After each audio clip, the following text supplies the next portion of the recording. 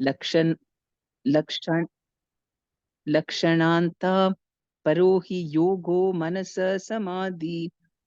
Charity, prescribed duties, observance of major and minor regulative principles, hearing from scripture, pious works, and purifying vows all have as their final aim the subduing of the mind. Indeed, concentration of the mind on the Supreme is the highest yoga. So, all activities are meant because normally we are always thinking about something or the other for our own gratification. If not about material things or activities, we're thinking about society, friendship, love, people, what social dealings, emotional things. So it's very difficult, and all these things, the charity helps us to reduce some little, a kind of tapasya in our sense gratification. Instead of just enjoying ourselves, we're trying to give it to somebody else. Doing our prescribed duty also is like overcoming our desire for sense gratification and becoming regulated like that, disciplined. Observance of major and minor regulative principles. Also, it's against the sense gratification tendencies, hearing from scripture, pious works, purifying vows. But all these are meant only to subdue the mind. We should know that. What's the purpose of this? Otherwise, most people think it is simply so that I'll have more sense gratification. I'll give charity so that I'll get more money so that I can enjoy more. Or we do prescribed duties so that, okay, I will not suffer and I will enjoy. But actually, the final aim is to subdue the mind. Krishna is very clever. He gives some, kind of a um, something to attract as an incentive, but he's got the medicine inside. Mhm. So, final aim is subduing of the mind. Indeed, concentration of the mind on the supreme is the highest yoga. First, just mind control, but then, really speaking, the aim is concentration of the mind on the supreme. Samiha, Samahitam yasya mana prashantam dhanadibi kim vada tasya krityam asamyatam yasya mano vinashyad dhanadibhisched aparam kimebi. If one's mind is perfectly fixed and pacified, then tell me, what need does one have to perform ritualistic charity and other pious rituals? And if one's mind remains uncontrolled, lost in ignorance, then of what use are these engagements for him? So, if somebody is always thinking of Krishna, it doesn't need to do anything because that's the goal. If you are able to hear the holy names nicely, that's why you're saying that only do chanting is more than enough because it helps us to think about Krishna much faster. Always we have to be thinking of him. Then and then only it's no need to do all these rituals. Of course, it's not that we stop giving charity or something, but it's not required for purification. Just as a matter of love or helping somebody, a Vaishnava is paradukha dukhi. Not that he'll stop helping others, but he doesn't need to do it as a ritual. I mean, there is no force or pious rituals. Nothing is required. Um, So that is, and if one does a lot of these things, there are some people who are very, very kind and generous and they'll give everything to everyone. They'll do a lot of seva, but their mind is uncontrolled. So he's saying, what is the use? Lost remains uncontrolled, lost in ignorance. Then of what use are these engagements for him? मनोवसे अन्ये हि अभवन् स्वदेवा मनश्च नान्यस्य वशं समेति भीष्मो हि देव सहस सहीयान् युञ्ज्याद् वसेतं sahi deva deva. All the senses have been under the control of the mind since time immemorial, and the mind himself never comes under the sway of any other. He is stronger than the strongest and his godlike power is fearsome. Therefore, anyone who can bring the mind under control becomes the master of all senses. So in the Bhagavad Gita, Krishna says, among the senses, I am the mind. So the mind is supreme. He can control. All the senses have been under the control of the mind since time immemorial, since creation. And the mind himself, because all enjoyment happens in the mind. The senses are merely instruments, and it's the mind which gives us pleasure. Um, and the mind never comes under the sphere of any other. He's stronger than the strongest, and his godlike power is fearsome. Yes, mind is very, very strong, right? If we are under our mind, clutches of the mind can drive us crazy. Whatever we think, whatever the mind puts before us, if we start listening to it, we'll go crazy because one time it will say this, another time another thing, whimsical. We'll have mood swings and people go crazy, right? Too much. What is craziness? Why people become mad? Because they listen too much to their mind. And then it's a chronic disease. They're listening too much to their mind. We can understand mind is crazy actually. Mind is crazy. It's a monkey and it's a crazy thing. And that's why we have to subdue the mind. How many people are committing all kinds of ridiculous crimes? For what reason? They murder and stab and their own family people. One boy, he just murdered his mother and then he went to the police and surrendered. Just fighting. Why? Because mother didn't make breakfast for him. So he got angry, took a knife and stabbed her. Just imagine, because they're so used to just doing impulsive things, whatever mind says, I will do. And then you go crazy and do such ridiculous things. Therefore, anyone who can bring the mind under control becomes the master of all the senses. So it's very, very essential. We should not think that, okay, mostly I'm self-controlled, certain things only I just sit and daydream. Everything is bad. Anytime we don't know, we can slowly become, it's, to that extent we are covered by Maya. Intelligence doesn't work. So anything at all, we have to always keep it under our control so that mind will not wander and think all rubbish things, all negative thinking, all sinful thinking. Why should we? All those things have an effect. There are, the mind is so strong that disease is a cause of mind, physical diseases. When mind is very negative and polluted, it manifests itself in different kinds of diseases, cancer, all these things is one thing is, of course, we are having a lot of chemicals and other things through the food products. Other thing is also mental. If somebody is very, very upset about something, they're harboring some negative thoughts for a long time. That can also, or they're very depressed about something. That can also have affect different diseases, manifest itself. That's why the mind, if it's peaceful, then health also will be good.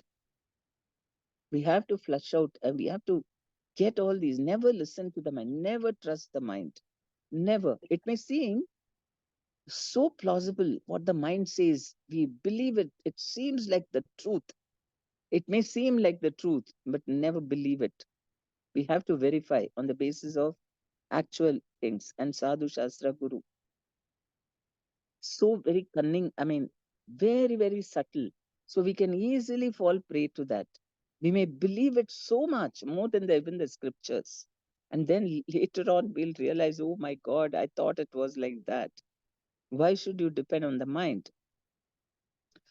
Tam durjayam shatrum asakya vegam aruntudam tanna vijitya kechit kurvanti asad vigraham atramartyair mitrani udasina ripun vimudha.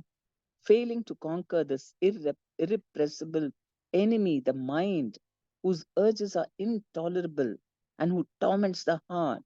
Many people are completely bewildered and create useless quarrel with others. Thus, they conclude that other people are either their friends, their enemies, or parties indifferent to them. Purport. Falsely identifying oneself as the material body and accepting bodily expansions such as children and grandchildren to be one's eternal property, one completely forgets that every living being is qualitatively one with God.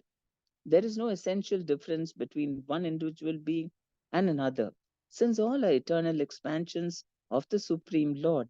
The mind, absorbed in false ego, creates the material body, and by identification with the body, the conditioned soul is overwhelmed by false pride and ignorance, as described here.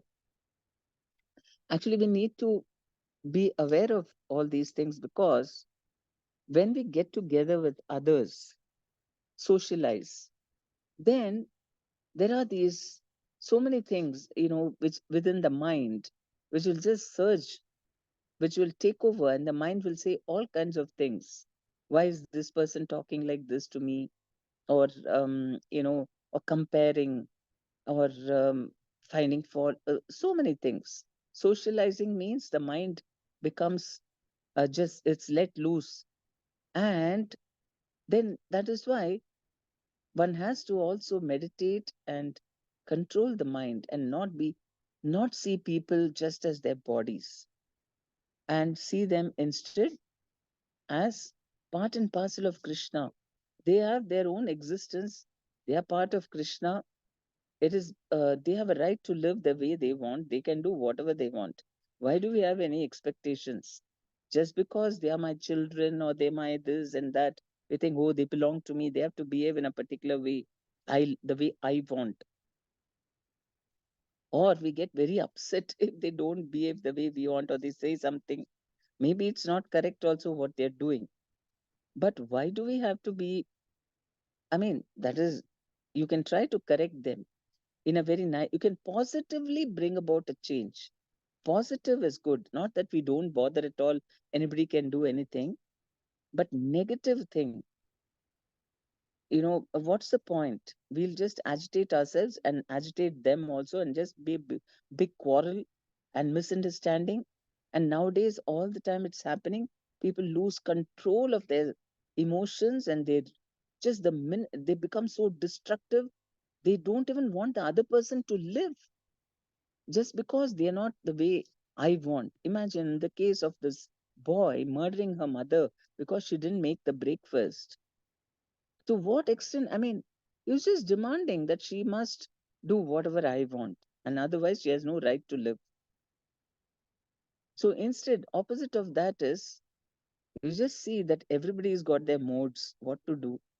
All of us have got, we are born here, and we see everyone as parts of Krishna. And we feel happy for whatever good things they have, and we don't compare at all. All of us are the same. We're all parts and parcels of Krishna. That is, very, very, that is actually the truth. And the false ego is when we identify ourselves with our body, and then we start interacting with people on the basis of body, which is never, never pleasing, especially in Rajoguna and Tamoguna. That is more material based. I mean, bodily identification. Or people only see kinship based on external things. We belong to the same place or same language or same whatever, based on body, or same family and other bodily relationships. And then that is the cause for all suffering. But um, one completely forgets that every living being is qualitatively one with God. If we understand that, we will be much, much better to one another. There is no essential difference between one individual being and another. And that is the source of all happiness. Since all are eternal expansions of the Supreme Lord, then how we would treat everyone? We would not think that somebody has to be in a particular way so that I'll be happy. And that actually makes us also a slave, a victim. People can easily hurt us or harm us by being nasty to us. They have to just say one rude word, finished. My day is gone. I feel very, very bad. Whole day I'm thinking, why did they speak like this to me? Look what I'm going to do to punish them. So much we have such weak mind that anybody can say anything and immediately we get upset or they do something. Then do we want to give so much power to others that they can destroy us or make us or whatever? Are we going to be dependent on people's whims and fancies and misunderstandings? Because nobody can understand another person's mind. Who knows what's running in my mind? How can I know what's running in other people's minds? We all keep misunderstanding each other, and we have to, you know, many times that's why we have to communicate. Whatever we are thinking. Sometimes people just misunderstand.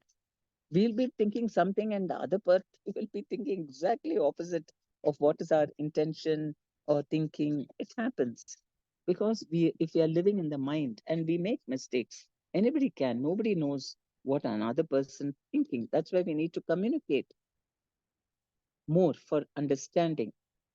But also, even if the what we don't get, we have to become more self controlled and thinking about Krishna, so that the happiness is coming by being a humble servant of Krishna. Then automatically we won't expect anything from anyone, just happiness. Okay, we can pray for people if they are doing something not correct and they don't even want to listen to us. Okay, no problem. Krishna is there, he's the Paramatma in everyone's heart. So that's why mind control means coming closer to Paramatma.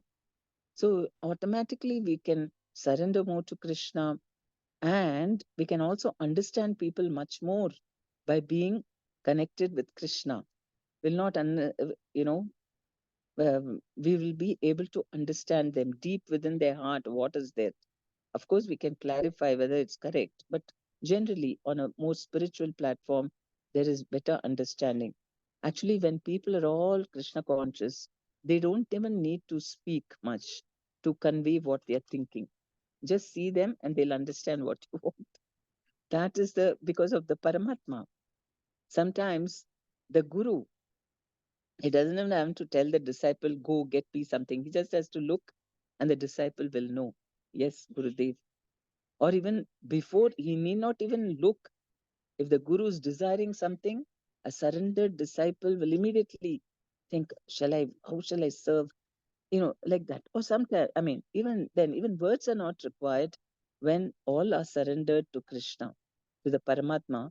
Then Paramatma is only inspiring all of us. If you are all listening to Paramatma, this place will be really, it'll be Goloka Vrindavan because we're all not surrendered to Paramatma, we are surrendered to our minds. And that's where all these misunderstandings and fault finding, I mean, whatever, all all wrong things happen because we are surrendered to the mind and false ego. Deham mano matram imam grihitva mamaham iti andadiyo manushya eshoham anyoyam iti brahmena duranta pare tamasi brahmanti. Persons who identify with this body, which is simply the product of material mind, are blinded in their intelligence, thinking in terms of I and mine, because of their illusion of this is I, but that is someone else. They wander in endless darkness. So, this body is a product of the mind, right? We get a body based on what our mind is at the time of death. So, sum total of all our thoughts, whatever we are thinking now, we have to be very careful because we want a beautiful, wonderful body in our next life, even material if we are going to get. If you are thinking all negative thoughts, at the time of death, it's a culmination of all thoughts which we have been thinking throughout our life. That's what will come in our mind. And if it is not a nice thought, then horrible. We'll get a very bad body. So that is why we have to um, not be thinking of I and mine. blinded in their intelligence, thinking in terms of I and mine. I'm not even the body, and nothing is really mine. Everything belongs to Krishna. And whatever he has given it to us, it belongs to him. So we don't become possessive of it. Krishna has given it to me. And because of the illusion of this is I, but that is someone else, so we make a lot of give a lot of importance to the differences between us and others. Because physically, bodily, we are all very, very different, right? I mean, we say, I'm a man, he's a woman, I am this caste, and there's some other caste, I belong this religion, another religion, and so on. We, all the classifications, all the identity brings out the differences amongst us. But when we are surrendered to Krishna and we identify ourselves not as our body, that is a spirit soul, then we only say similarity everywhere. We see all of us are souls. I mean, Prabhupada did a miracle. I mean, nobody had done like that before him, that he could go to all countries and make everyone a devotee. Nobody before him had ever done that. Even his god brothers had given up hope. They said that it's not possible. Outside India, it's not, nobody is going to become devotee and all that. Maybe Chaitanya Mahaprabhu only meant within India. They had given up. Because they said there's so much differences in our culture and habits and all that. They'll never give up the eating, all their bad habits. Impossible for them to become a devotee because they were not tuned to probably as much as Prabhupada. Prabhupada only saw soul everywhere. Wherever he went, he didn't see the difference. Oh, they are all so fallen. What is this? They are not like Indians. He only saw wherever he went, he saw the possibility. They're all souls and they're part of Krishna. And so he just spoke like that from his heart with conviction that they can also understand. And even though his, his what do you call English was like in very much in Bengali kind of this thing. Um, what do you call that? Mm. Accent, But Mataji. still, Accent Mataji. Bengali accent. yes, accent, Bengali accent. Still, those who really were sincere, because he touched their soul, they could understand. That's the amazing thing. If we want to understand, we have to connect from the heart. Otherwise, it's very difficult. Some people found it very, very difficult. What is he saying? But because they were eager to know from the heart, they understood. And Prabhupada was able to touch their hearts and convert them. He really, I mean, nobody has done this miracle like him, going to every continent. Before that, did anybody do anything like that? Nobody even dreamt that anyone other within India only, we thought some people only can become devotees. And then outside India, too, impossible. Nobody dreamt of it. So that we can see the miracle that he performed because of having the proper consciousness. Janastu hetu sukha dukayos chet kim atmanas chatra hi bhaumayos tat jihvam kvachit sandashati swadadbhis tad vedanayam katamaya kupyet. If you say that these people are the cause of my happiness and distress, then where is the place of the soul in such a conception? This happiness and distress pertain not to the soul, but to the interactions of material bodies. If someone bites his tongue with his own teeth, at whom can he become angry in his suffering? Although bodily pleasure and pain are felt by the soul, one must tolerate such duality, understanding it to be the creation of one's own material mind. If one accidentally bites his own tongue or lip, he cannot become angry and pull out his own teeth. Similarly, all living beings are individual parts and parcels of God, and thus non different from each other. All of them are meant to serve Supreme Lord in spiritual equality. If the living beings give up their master's service and instead quarrel among themselves, they'll be forced to suffer by the laws of nature. If the conditioned souls establish artificial relationships of affection based on the material body and have nothing to do with God, then time itself will destroy such relationships and they will be subjected to further suffering. But if the individual living entities understand each other to be of the same family, all having connection with the Supreme Lord, their mutual friendship will develop. Thus, one should not exhibit anger that will be harmful to oneself and others.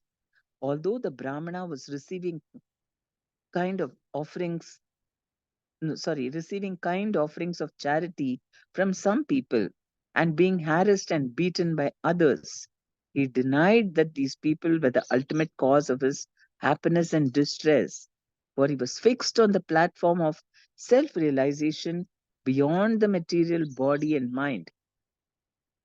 He never got angry with anyone, nor did he think all these people are so fallen. Rather, he thought the Supreme Lord is purifying me. He thought because of my past, attachment or my sinful activities, Krishna is purifying me. So, to be able to see that, actually, it is a fact that everything is controlled by Krishna. Why every day certain things happen? Nobody can predict what's going to happen today. Whom am I going to meet, or who's going to treat me in what way? Can we predict? It's all controlled. It's all in Krishna's hands. So, and of course, the planets. It's all. I mean, there are so many causes in the material world. Then you can say my today my planet was in a particular position, and or for the next 2 3 months this planet is situated here, so it's going to give me this kind of experiences. Ultimately everything is controlled by Krishna, and by thinking about Krishna, and we can use all the difficult moments to think that Krishna is purifying me so that I've give up my material attachment to this body, this false ego. That is what it's meant to be. But most people, they don't want all that very fast. Now we're not thinking of self realization. We want a nice time, so they go to the astrologer, tell me what pujas to do, which devatas to satisfy, so that this difficulty is overcome. Krishna allows that also, because not everybody is ready for um, self realization. They have come, they want to stay longer here and be in illusion and enjoy. So for them, all these other things, and such people also find it, you know, they have a problem. Easily they go to the astrologer, materialistic people, then they'll say, do this puja, they do that, and then everything becomes okay. But you see, devotees, they're struggling, all sorts of problems they do, and then nothing is happening. Why? Because Krishna wants us to become more elevated in our consciousness. That is why. For devotees, you can't, it's not like materialists. Easily you go to some Devi Devata, do something, some puja, everything becomes okay very fast. But for a devotee, the cause for suffering is so that we get purified, and then Krishna will, you know, remove it. Actually, there is one of this thing, it's mentioned in Radharani's appearance. There are three reasons, three different leelas mentioned in different kalpas, I suppose. In one of the kalpas, what happens is, normally we know that Vrishabhanu was just, in the Yamuna, he was meditating, and a thousand petaled lotus came and touched his body. Then he opened his eyes and he saw beautiful golden, colored little baby there, and he was so happy and he took it home.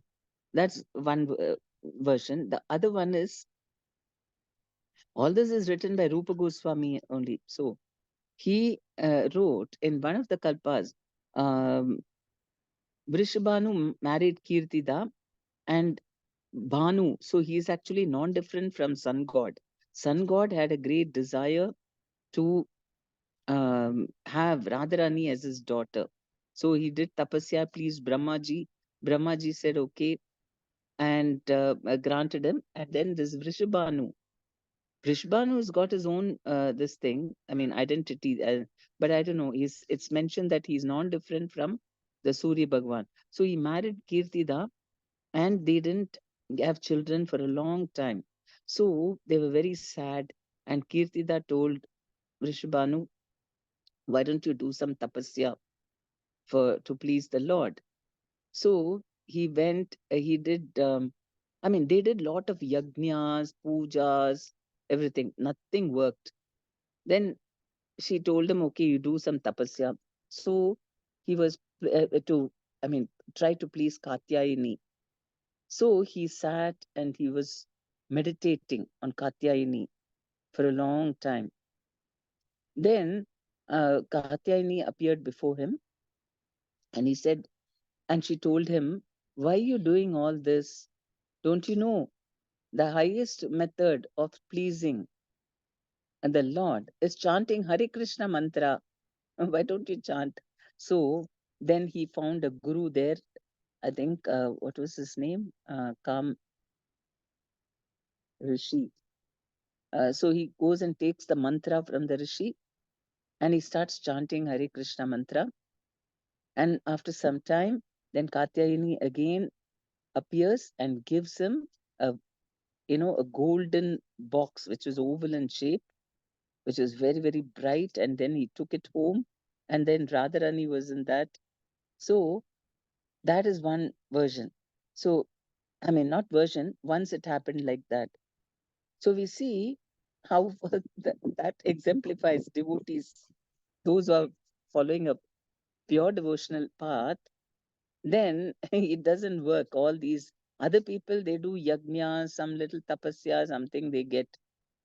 In the Bhagavatam only we hear of different people who wanted a child and they sat and meditated, then they got. But for Kirtida and Vrishabhanu, nothing was working. Now, like that, for devotees, they do different things. Then finally, chant properly without offenses. Prabhupada said, if you chant, do your rounds without offenses, everything will be okay. So it is driving us towards that only. Everything, purify yourself, chant. Chant, and other things are all, I don't know, it may we do other whatever we are supposed to do, but finally, actually, it is only this. If we can think of Krishna and do offenseless chanting, then things will manifest. There may be other causes, material things we need to do, we do, but then ultimately it is only dependent on our chanting. So thus one should not hmm, by the so nobody is the cause of my happiness or distress. If you say that these people are the cause of my happiness and distress, then where is the place of the soul in such a conception? This happiness and distress pertain not to the soul, but to the interactions of material bodies. If someone bites his tongue with his own teeth, at whom can he become angry in his suffering? So it's no use. These things come because of karma, because of interaction of bodies. But I can choose not to be affected by it. If I identify myself as soul and think of others also as parts and parcels of Krishna, then there is no suffering at all. And that is what Krishna wants. He arranges all these things just for us to wake up. But we never woke up for so many zillions of lifetimes. At least now we should wake up and think that no, I'm not going to see everybody is just as bodies. And, you know, whatever level, even when you're a demigod, still there is bodily identification. There is misunderstandings and quarrels. Very rare, but it is there. Some attachment. But when we become a servant of Krishna, then that is when there is no expectation at all. And we think like the Brahmana, Avanti Brahmana was thinking, I am the cause of my suffering. All this is happening to purify me. What was this? The Brahmana said, these people are not the cause of my happiness and distress. Neither are the demigods, my own body, the planets, my past work or time. Rather, it is the mind alone that causes happiness and distress and perpetuates the rotation of material life. Imagine he got heavily, the people, they were really misbehaving with him. Still, he was not at all affected. He said, actually, it's just my mind. Because his mind was very attached to money, right? He was a miser. And he has to come out. Otherwise, we are still very attached to the mind.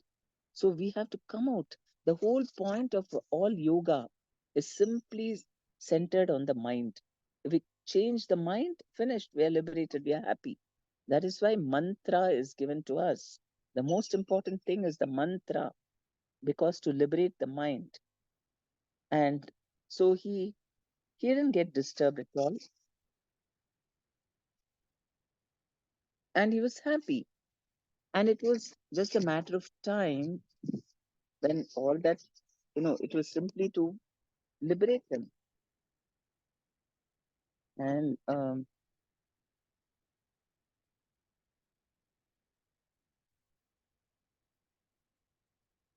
these are all words of the Brahmana, not Krishna. Krishna is, of course, telling Uddhava about what the Brahmana spoke. So these are all the realizations of the Brahmana. Just imagine how elevated he had become from being a miserly person, very, very sinful, never did anything for anybody, very selfish. From there, just see what kind of elevated realizations he has got. So anything is possible if we just take shelter of the Lord and chant the mantra very nicely. We can be liberated from our mind. That is the cause of our bondage and all suffering.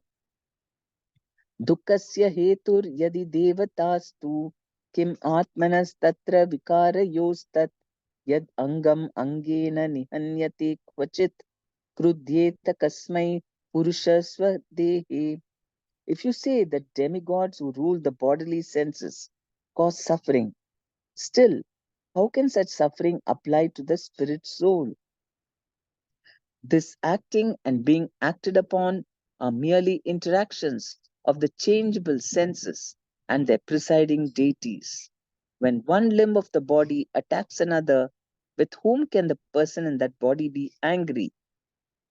The Brahmana is elaborately explaining the condition of self realization, in which one understands oneself to be totally distinct from the material body and mind and the demigods who control them. By cultivating bodily happiness, we are forced to accept bodily pain. Foolish conditioned souls endeavor to eliminate distress and enjoy happiness. But material happiness and distress are two sides of the same coin. One cannot relish bodily happiness without identifying oneself as the body. But as soon as such identification occurs, one is harassed by the innumerable pains and sufferings, also inevitably present within the same body. Bodily happiness and distress are administered by the demigods, who can never be brought under our control. Thus, one remains subject to the whims of providence on the material platform.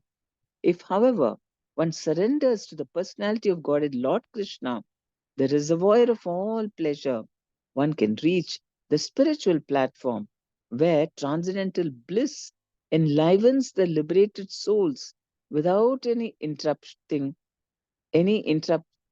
anxiety or unhappiness.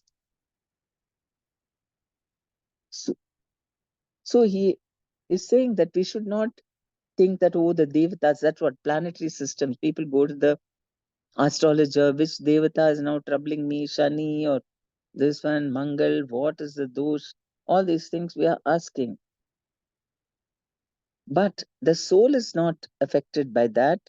Actually, That takes, I mean, that is very temporary.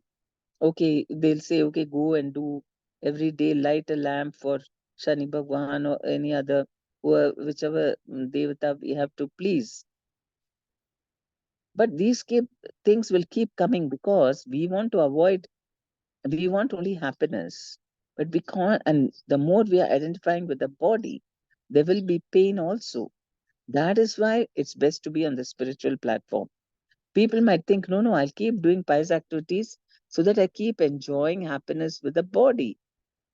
But then you can't avoid distress also in the material world. And then we also have to suffer pain then. So instead, don't want both. I will be only happy on the spiritual platform. And he's saying this acting and being acted upon are merely interactions of the changeable senses and their presiding deities.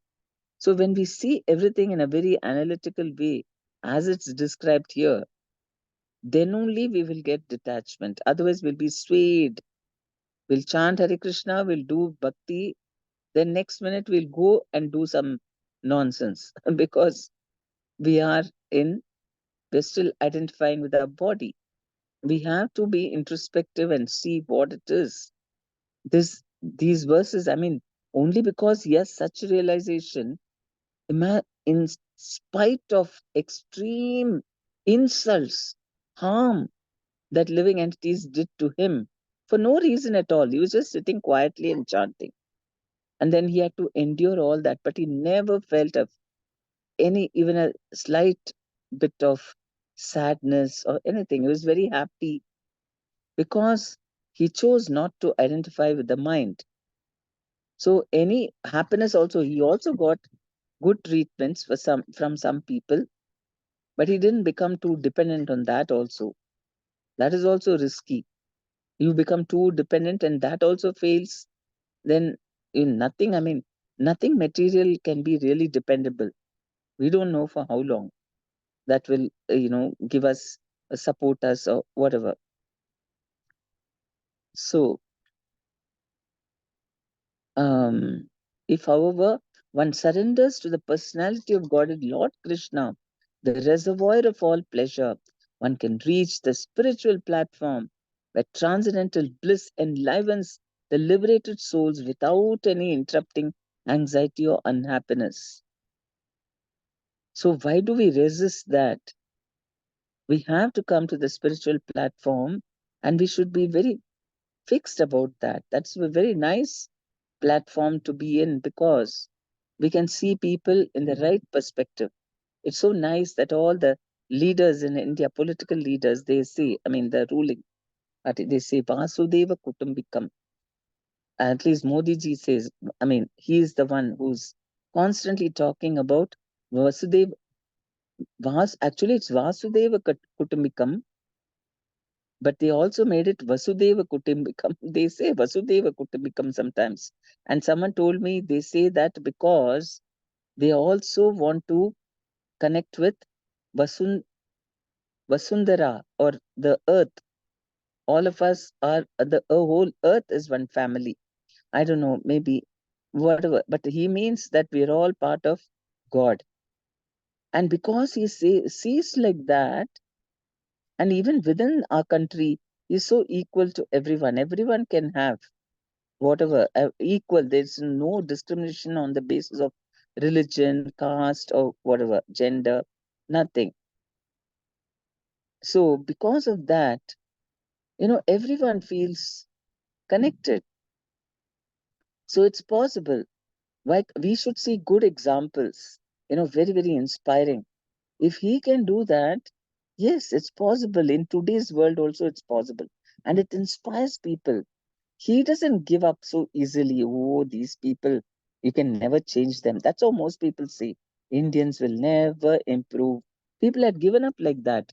We will be corrupt and we will be lazy. So the best thing what I will do is I'll run away from here and I'll go and settle in some other country. Okay, no need. Even my religion and all is not there, and all my relatives. It's okay over there. At least I can be free from all this. So is that the only way to this thing? I mean, respond? But he didn't think like that. He was always working, not only because he became prime minister, even without the post, he was always working for the upliftment of people. So he is, of course, a Mahatma. He is a great soul. But we can draw inspiration in our own lives to do like that and, bring about some change. That's what he wants. He wants everyone to do that. A bit one person, he can inspire everyone, but unless we all work, nothing is going to happen. And for our own happiness. And what he has been able to do is just amazing. To shake up people, to make them do things, to inspire them. And so that's because he really wants it. He wants and he believes in people. Unless you see them as souls, Vasudeva Kutumbikam, you cannot do it. You have to see people as souls, part of Krishna, and deep desire to bring happiness to people. Then you can bring about the change. That is what seeing him we can understand. He's been able to bring, nobody else has done before that. And I wish he had been there much earlier and India didn't have to go through all this. Anyway, whatever. Krishna is only controlling everything. So now is the good time for us. I hope if we all become more pious and religious, and we should not give up. We should not give up even when things are not going so good or people are not listening. Sometimes it's easy to give up. Oh, I don't want to do all this preaching and all that. See, people, and not about first level preaching. And then you ask people, yesterday, one temple president was telling us that, they all do Bhakti Vriksha, but they've converted into Namahatta. Means permanently they want these people under them, and that's it. They don't want to expand nothing. Just made it Namahatta. Now, what to do with that? And so, all kinds of every level, we have to work on that. And Modi never gives up. He has so many unlimited plans in his cupboard. One he will take it out. We don't know what all he never gives up. Always so many people attacking him and these trying also, but he never gives up because full faith in God and wants great desire. Very, very positive person.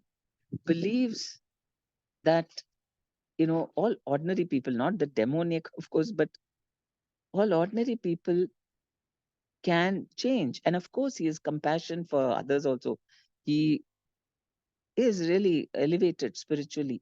So we should get great example, inspiration from that we never give up. And in our own, whatever way we can, we must try to bring about this. Then only we will feel, we can come to the spiritual platform very easily if we follow this. And that's why here also, the Avanti Brahmana is telling us that this is how we must. I mean, he had to suffer and then he's realizing, why should we go through his same thing like him? Why do we have to suffer and then understand that, oh, this place is not for, we can see that. We ourselves experience when we are bodily conscious, then what happens? Unnecessary agitation of the mind. We get disturbed and sad and angry and greedy and all kinds of negative things. So that, I mean, this Bhagavatam is giving us how to elevate the mind. The mind is the center of our lives. If you see any problem, immediately just look at the mind. What is it thinking? Why is it thinking like that? Why is it being sad or happy? And then we have to work on that and bring it to the natural platform of being a servant of Krishna. That happiness is real, eternal, and will bring positive and great blessings on everyone, including ourselves. Okay, thank you, Hare Krishna. Any questions or comments?